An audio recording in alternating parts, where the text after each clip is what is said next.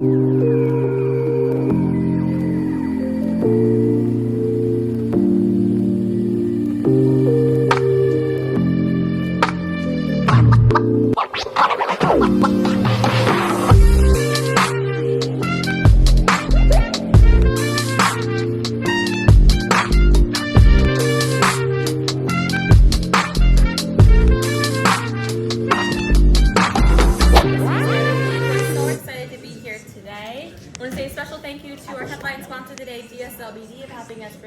our first full day activation east of the river. I'm so excited to have our first session of the day around how do you validate your business idea before spending money. Such an important conversation and topic to have during DC Startup Week. So with that, please join me in welcoming Tremain Davis, the CEO of Davis & Davis Investment and Management Group. So please join me in welcoming him to DC Startup Week. All right, let's jump into the framework. You guys excited? Yes. I'm excited. All right, so very first thing you need to do is you need to know who your target customer is. Who is your target customer? And I know that might sound cliche, but we're going to talk about that just a little bit, and then we're going to go. So one thing I need to do is see this tripod right here. The three things that we're going to talk about as far as this framework is concerned, they all work together. So if one leg of this tripod, if I take it away, what happens? It falls over. That's how this framework works. So each piece of this is going to build off the previous. All right, so who's your target audience? All right, we talked about, and I heard the last guy came in at the last day, he talked about demographics a little bit. He talked about some of the things that you could base some of your target audience discovery around. Demographics is a great place to start, and I think he even touched on this a little bit, but you really want to understand why somebody is buying your product and service. The why of that demographic is what's most important. Okay, so demographic, we like, women between the ages of this and this. We like, men between the ages of this and this. That's fine, but you have to get a little bit deeper and understand why that demographic is engaging with your product and service, all right? So a lot of companies, and I get this so much, as a goal, they say, hey, we want to be the best. We want to be, the top company. We want to do, whatever it is at the top of our industry. We want to be the best in this market segment and what we're trying to accomplish here. There is no best business, all right? This is something that's important because a lot of people are chasing something that doesn't exist when it comes to how they're formulating their business. All right, we're going to do a quick little example here. All right, by show of hands, we're going to do it individually. Tell me, who's your favorite toothpaste? Anybody? Just shout it out. Colgate. Sensodyne, Colgate, Crest? Colgate. Colgate. All right, what's the best car? Tesla, Jeep, Audi, Ferrari. There we go. I like where her head is at. Ferrari. All right. Any other best cars? What's the best car? My car. Range Rover. My car. Your car. What's your car? Whatever car I have. I heard Range Rover too. All right. Yeah, I'm Team Audi. The one that doesn't break down. Okay. There you go. What's the best fast food restaurant? Chick-fil-A. Chipotle.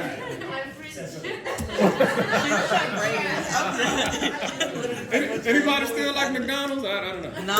Oh, little Chipotle. Chipotle. Okay.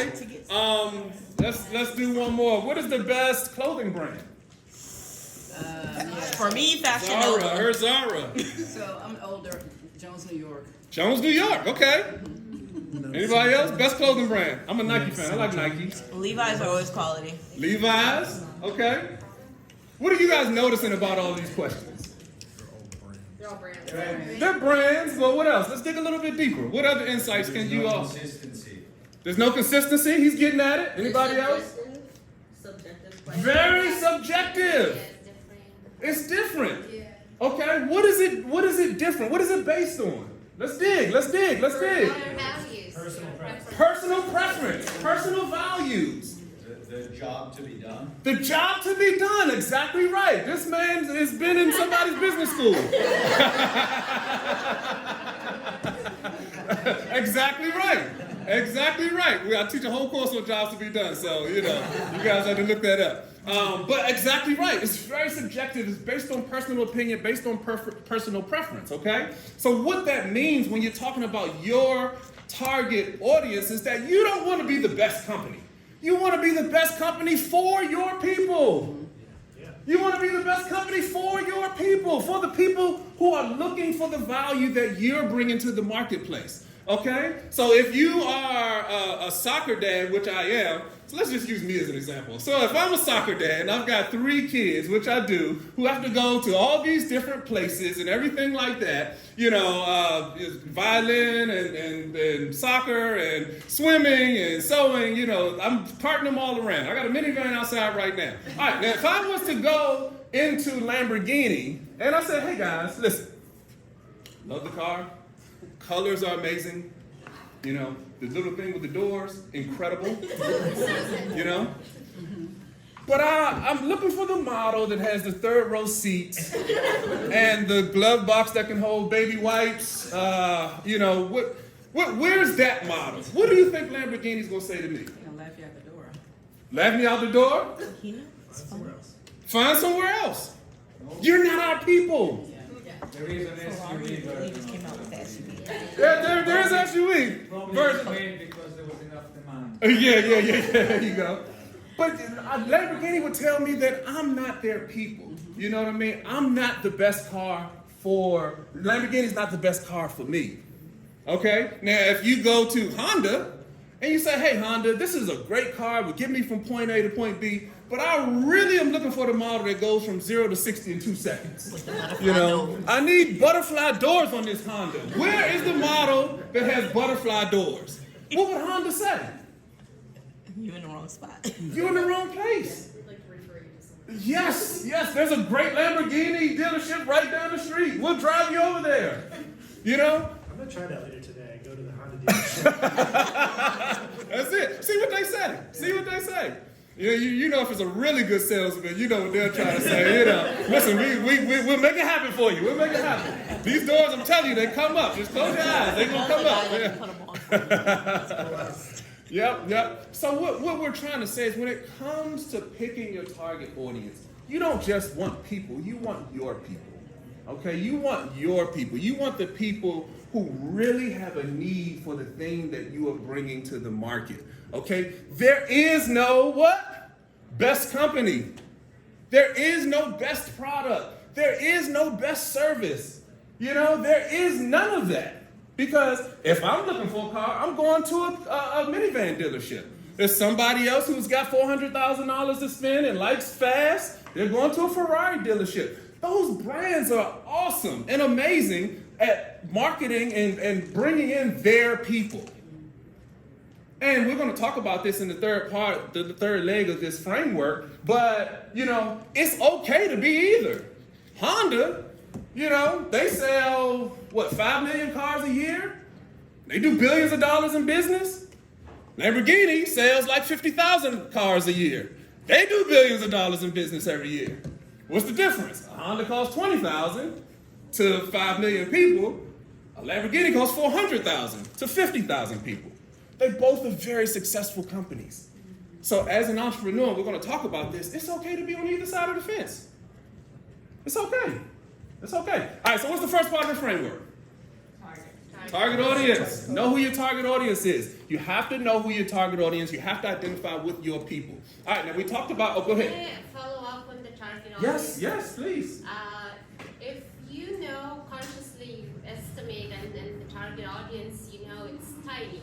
Mm-hmm. So it's your product, it's unique, and you're super niche, but is it worth it? Is there a way to expand that, or you just keep looking for the same profile of customer, and you realize it is super niche? So that's a great point. But that in your industry, yes, doing something new. That goes right into what we were just talking about when I said it's okay to be. Lamborghini is a very niche No, but product. what if they can't pay that much? They not you. They not for They're you. okay. If you go into Lamborghini and say, hey, this is a great car, but I don't have $300,000, guess what they'll say? We love that you came in here. We've got a 7 repeat banner right here if you want to take a picture in front of it. But we cannot sell your car. It's okay. So you have to be You have rich and expensive therefore. when you say the word niche, and what I'm talking about when I say niche, I mean your people. Your people could be 1 billion people. Your people could be 50,000 people. But they're your people. These are the people who will evangelize your business. These are the people who will go home and say, Mom, you got to get one too. And I told my neighbor about it. And I'm calling my cousin. And I'm going over here to get my best friend. And I want to put it on Facebook. And I want to post it on Instagram. That's your people. And those are the people that you really want to spend your time and spend your resources getting in front of. Yes? So that specific target audience, are you trying to acquire them as like repeat customers? Is what you said. If you have a niche-like audience, Mm-hmm. you would want them to be repeat customers. Correct? Yeah. Like, especially if you can't expand, that's what she's saying. If you can expand, are you saying if you can or if you can't expand? If you're in a niche market, Mhm. according to what you said, if you're in a niche market, Mhm. continue to advertise or try to acquire the same demographic, or just Yeah. Yeah, so that some of that goes into the business model piece of it, but we're going to tackle that part of it in the third part of the framework because it really makes sense as it all comes together. I mean, at the end of the day, again, if you have one customer, the lifetime value of one customer, think about Lamborghini. I mean, this is a great example. They charge $300,000 for every person that walks in the door and buys something, So if you do have a small, what is the what price can you charge for your products and your services? And again, we're going to get to that in a second. All right, so first part of it, who's your target audience? Second part of the framework, what problem are you solving? I know you guys have heard that before. What problem are you solving? I'm going to put a twist on it for you. What problem are you solving for them? Okay? I've heard this taught 1,000,000 different times in 1,000,000 different kind of ways, and everybody talks about you have to know the problem that you're solving. That is an incorrect way to talk about your business and validating your ideas. It's not what problem are you solving. It's what problem are you solving for this specific group of people. That's why they all work together. Remember I was telling you, it's 3 legs to this tripod. So you have to understand who that target audience is, who your people are, and then you have to understand what problem are you solving for that group of people. If you aren't able to match up your products and your services to a specific group of people, now you'll be a business or product or service that you created and you don't have anywhere to sell it. All right, now how many entrepreneurs are in here, or have you known, and I'm one of them, I'm guilty of this. Again, we'll have ideas, we'll say, oh, this is the greatest idea ever, and then you'll tell your mom about it, and your mom will say, oh, this is amazing, you're incredible, and then you'll tell your sister, and she'll say, man, you are on it, and then you'll tell your best friend, and they'll say, man, this is incredible, and you'll say, man, I need to do this, and then you'll go and get your credit card and go get stuff and raise money and find some money, save some money, take your paycheck, start developing these products, developing these services. You go out and get a Facebook page, go out and start a business. Again, what is this? This is before you spend money. This is what this is all about. But you've already done spent money. You got an LLC going. You got a Facebook page. You start doing marketing ads, Facebook marketing, and all of that type of stuff. And you haven't even checked to see if your business idea is connected to a target audience, which is the first part of it. I'm so guilty of that. As entrepreneurs, we do that all the time. We do it all the time. We'll have an idea and we'll get right into development. Oh, this is good. 2, 3 people say this is great. We're already down the road. We're already spending money, already getting the business together and everything like that. We haven't even validated whether it's connected to a specific group of people. All right, so let's think about it like this. We're just going to use demographics. We're not going to get deep into it, but let's say your target audience is, males between the ages of 40 and 50, and I don't know, what are we selling? Somebody give me a product or service. Beard stuff. Beard stuff, there we go. Males between the ages of 40 and 50 who have beards that are unruly. I'm that guy, unruly. Just you wake up in the morning and the beard just is everywhere. It starts grabbing stuff off the nightstand. It just does what it wants to do. Okay, you're that guy. Okay, we're selling beard stuff. You're selling clippers. Selling clippers, there you go. There you go. All right. So we got this beard stuff, and we know who we want to sell this stuff to. All right.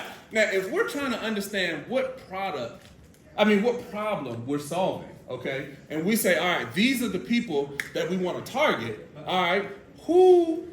And then your mom, and then you tell your mom your idea. Should you be excited about your mom's feedback? It's not always about problems, It's our economies are driven by selling products that you don't need. So you're not necessarily solving their problem. Yeah. I see where you're coming from, but this is heavily driven. Finds a need for it. The stuff that you own, you don't need to be happier to survive. Yeah, but this piece of the conversation, let's table that and circle back to it if you don't mind, because I hear where you're coming from. I would say no, because she's not your target. If you said you're looking for 50-year-old men with beards, your mother is not a 50-year-old man with beard. Boom! But I disagree. to what he's saying, Or is she? Or is she? Yes, love to it. what he's saying, maybe she loves it and can buy it for somebody else, so she could be included. I like how Could be she's thinking. Because she might know. Yes. 50-year-old men with beard. This is some insight that we're hearing here, right? That's a great insight. That's a great insight. Not that she's not So her connected, mom not directly. might not be a 50-year-old man with a beard. Maybe she's married to a 50-year-old man with a beard. I think 1-800-ROSES, I think, is the example. I can't think of the flower company. But when they first got started, they had this same exact epiphany. They did all their marketing for women, who love these beautiful roses, and then they got down the line and figured out, wait a minute, women aren't buying the roses. The guy is buying the roses for. We need to switch and do all of our marketing to these guys over here who are buying the women roses. They think it's beautiful, but they're not buying themselves 12 dozen roses, All right, but great insight. What would you take the advice of, say, your best friend who's a lady that's between the age of 20 and 25? What if she said, this is an incredible idea? Would you take that? Not necessarily. You wouldn't take that know advice. why? I would want to know why she thinks so. But Is it because but she to your has first family point, members that she would want to buy it for, or Maybe. is she just encouraging? maybe. The point we're making here, and these are great insights, is that as entrepreneurs, we do this all the time. We'll have an idea. We'll even pick a target audience. We'll go to the first part of what this framework is. We'll hear some advice. We'll put it out on a Facebook group. We'll get some feedback about what they say. And we'll say, oh, this has got to be a great idea. So what I'm trying to tell you is, as you're developing, as you're validating your idea, after you've identified your target audience, after you've come up with what problem you want to solve for that target audience, the people that you need to be talking to are who? The people in that target audience. The people in that target audience. It might sound simple, but I, as an entrepreneur, have done this a million times. Well, I just get an idea, 2 or 3 people say it's great, and I'm off to the races.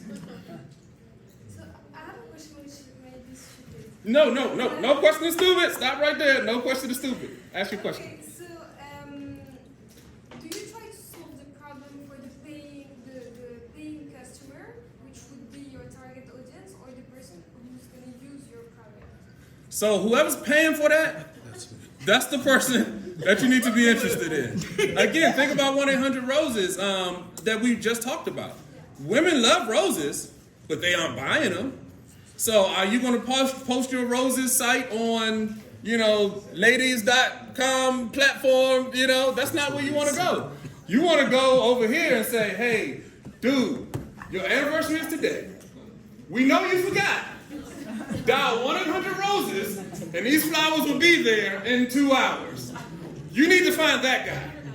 And I've used 1-800-ROSES before, for that exact reason. But that's what you want to get to the people that are going to be buying your product or your service, okay? All right, understand what their reasons are. Again, going back to who the target audience is, it's not just a demographic. Yeah, we said men between the ages of 40 and 50 who have beards, but let's dig a little bit deeper into that. And I got you in 1 second. Let's dig a little bit deeper into that. Why? Do they have unruly? Because there's 1,000 kind of beards out here. You know what I mean? Literally, when I get up in the morning, mine is everywhere. So I like a beard cream that can slick them down, in one shot, you know? So I would definitely be a target customer, you know, type of thing. But you have to understand the why behind who that target audience is and what their needs are. Go ahead. Hey, I was just wondering, how many interviews do you do before you think it's valid to start spending money? Great question. Great question. So when it comes to interviewing, when it comes to talking to your target audience, there is no number. This is an ongoing process. It's infinite. Think about the last time you ordered from Amazon. Before you could even click and say, I'm buying right now, you already have an email in your inbox saying, how do we do today? You know, what can we do differently? You know, how do we make your experience better? How can we, next time you come on, do something differently? That process never stops. It never stops. Because you're always going to be iterating. You're always going to be doing something different with your product and your service. The needs of the consumer changes. Think about COVID.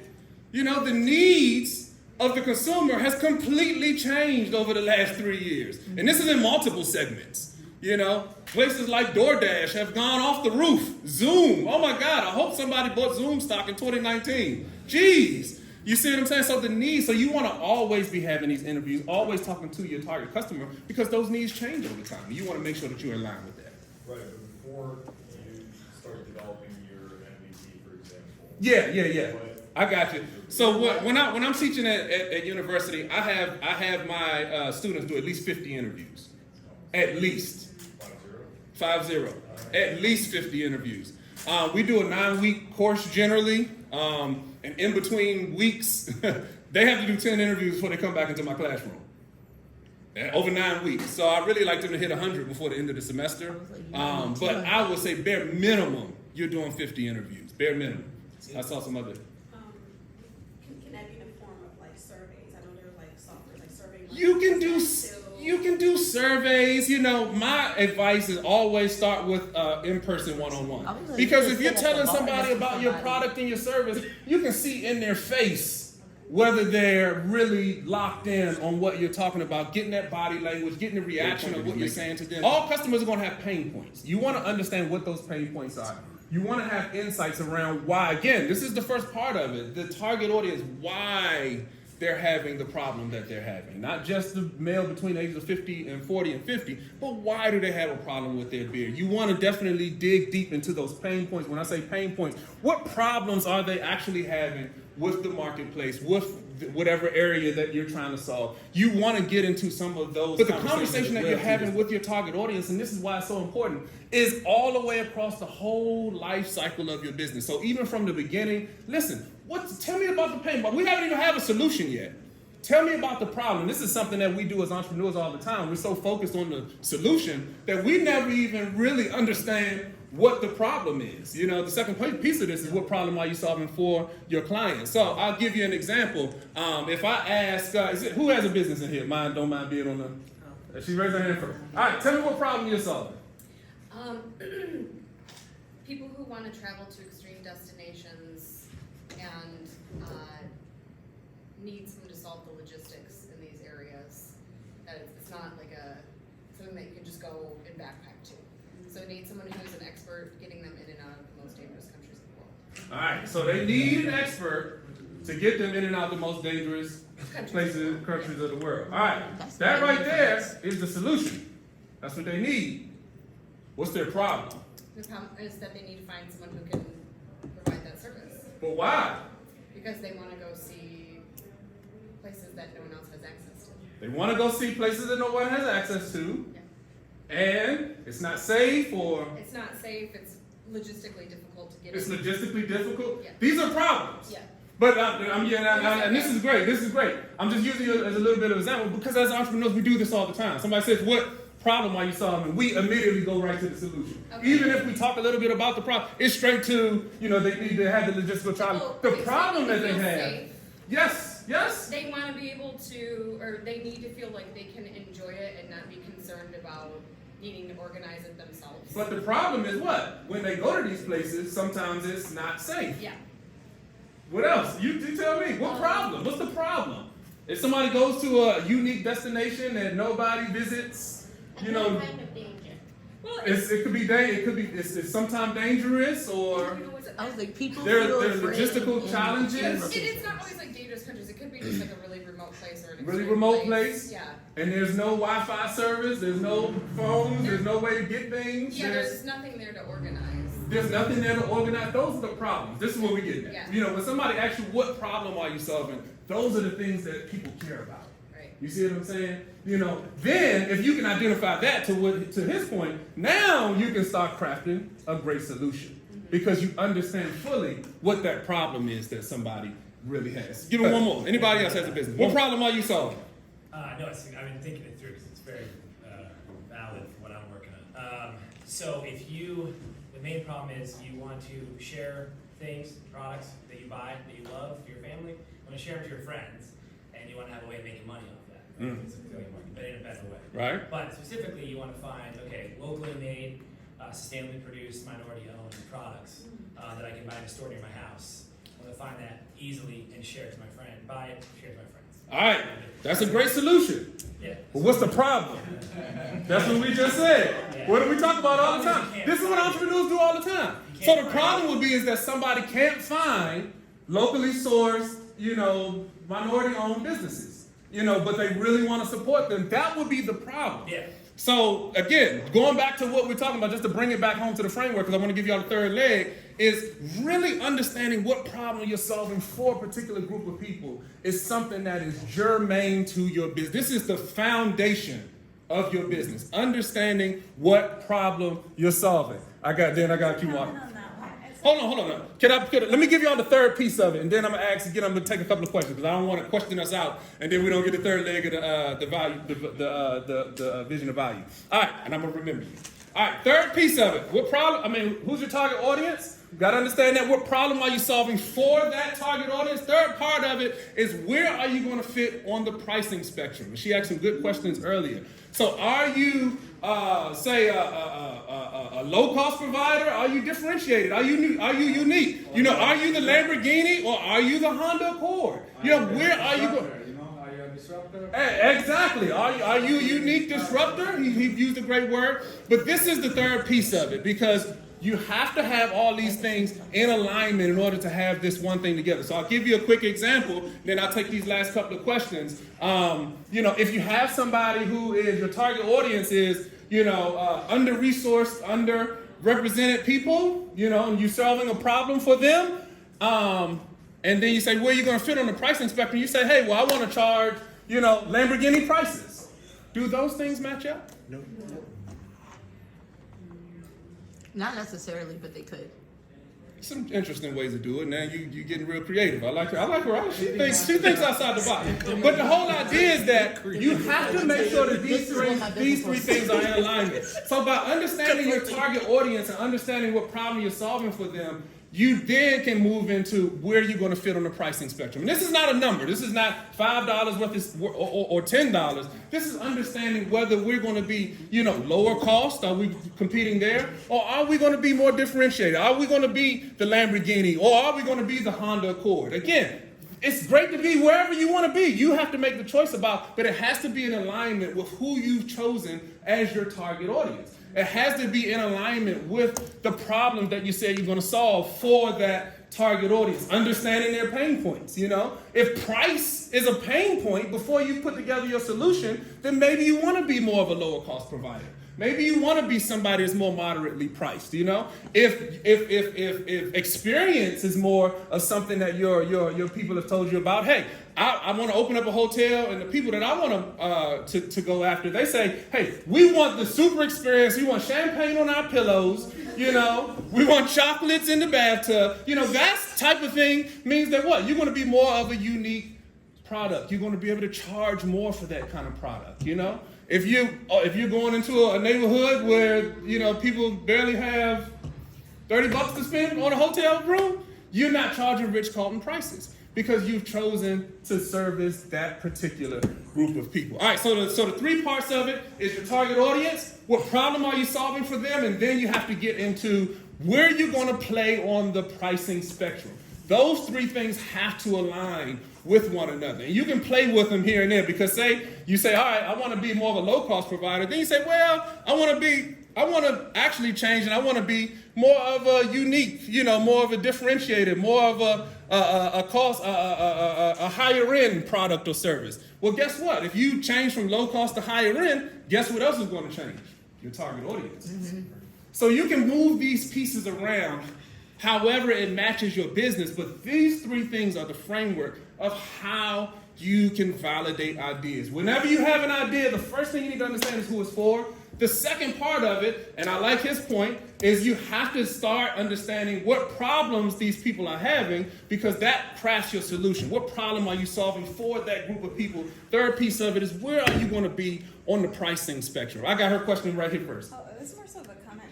If you can remind me, so you said sustainably produced, locally produced, sustainable. Well, it's going to be about, filters, all different types. It's health and wellness, sustainability, and equity. So how do those overlap?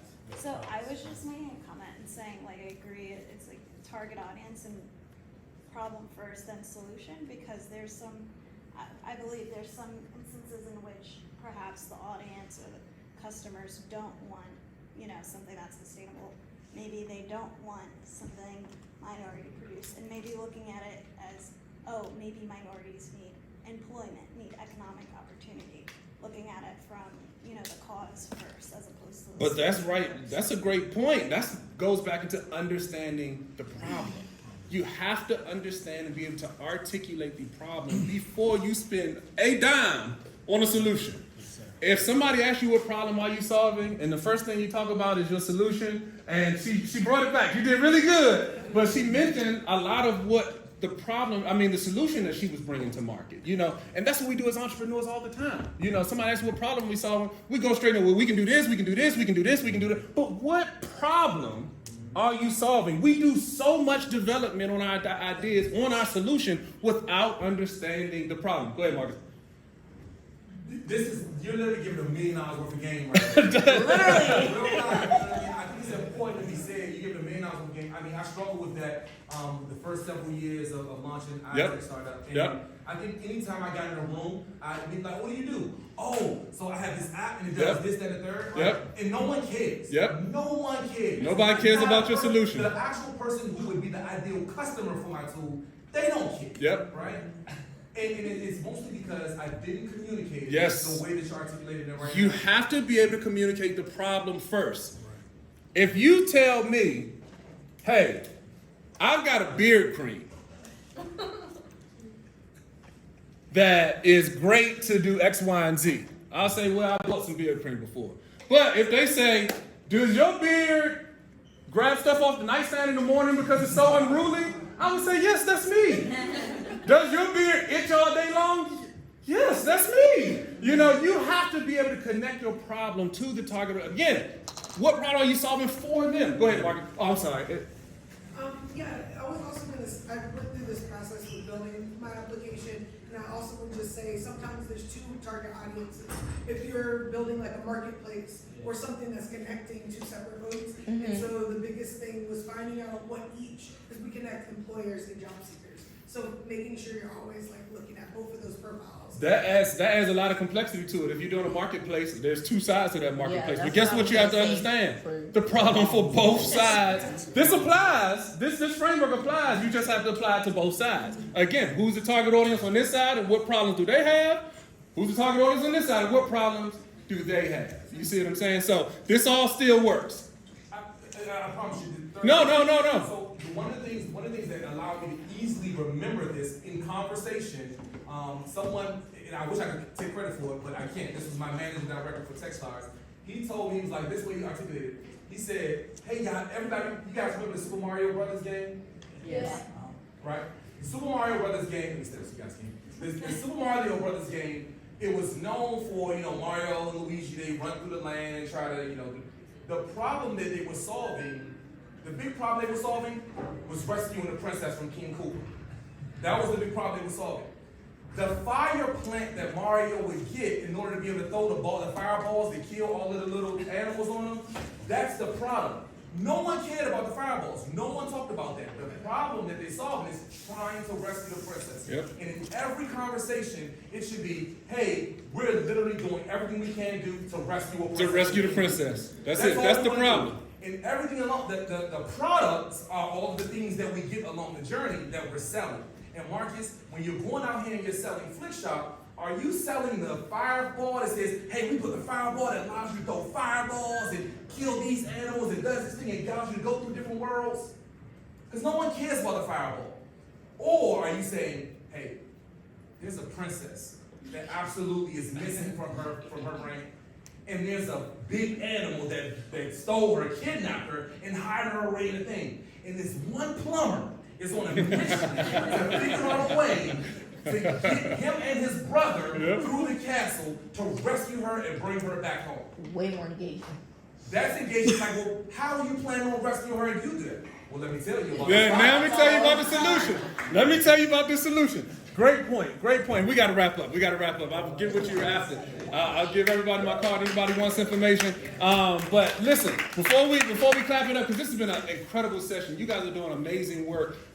Understand, and this is not just for startups. If you are an established business, I've worked with businesses who have been 10 years in and have brought me in to do strategy sessions, and we will spend an hour on who their target audience is. I mean, literally, they can't articulate it, because anybody who says, oh, this is a good idea, they'll say, well, maybe we can create a product for this person. Maybe we can create a problem for this person. 50-year-olds men between 40 and 50, they love it. But these 30-year-olds and these 20-year-olds said they would do this. They'll go out and spend money for something for a 20. You've got to be focused on who your target is. Who are your people? You don't see Lamborghini going out to make a hatchback or third row seating. They have decided that they're okay to leave all of the $20,000 money on the table and not go build something that has third row seating. They're okay with that. You guys have to pick your target audience, be okay with that. The second thing is understand your problem, not your solution, your problem. Understand it, talk about it. When you do your interviews, what are you talking about with them? The problem.